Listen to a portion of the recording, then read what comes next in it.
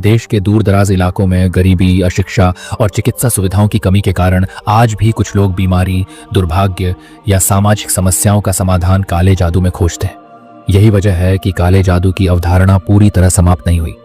काले जादू का आखिरी गांव आज भले ही वास्तविकता में मौजूद न हो, परंतु उसका डर, प्रभाव और अंधविश्वास अभी पूरी तरह मिटा नहीं है। हाँ, कई बार सामाजिक प्रतिद्वंद्विता, जमीन जायदाद के झगड़े या व्यक्तिगत दुश्मनी के कारण भी काले जादू के आरोप लगाए जाते हैं, जिससे निर्दोष लोगों को प्रताड़ना और हिंसा का शिकार होना पड़ता है। मीडिया, फिल्में और इंटरनेट ने भी काले जादू के रहस्य और रोमांच को बढ़ा चढ़ाकर पेश किया है। टीवी चैनलों पर हॉन्टेड विलेज, घोस्ट हंटर्स या डार्क मैजिक ट्रायल्स जैसी कहानियां देखने को मिलती हैं, जिनमें गांवों को रहस्यमयी, डरावने और जादुई शक्तियों से भरा दिखाया जाता है।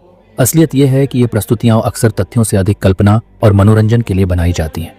वे गांव जो कभी काले जादू के लिए बदनाम थे, वहां आज सामान्य लोग अपने परिवार के साथ शांतिपूर्ण जीवन जी रहे हैं और अपने बच्चों को शिक्षा व आधुनिकता की ओर ले जा रहे हैं। तो क्या भारत में कोई आखिरी काले जादू का गांव बचा है?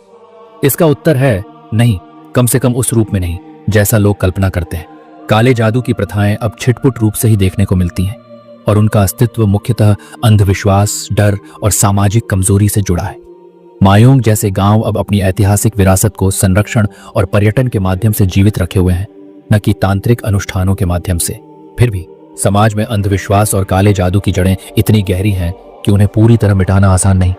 इसके लिए कानून के साथ साथ शिक्षा, जागरूकता और तर्कशीलता को बढ़ावा देना जरूरी है।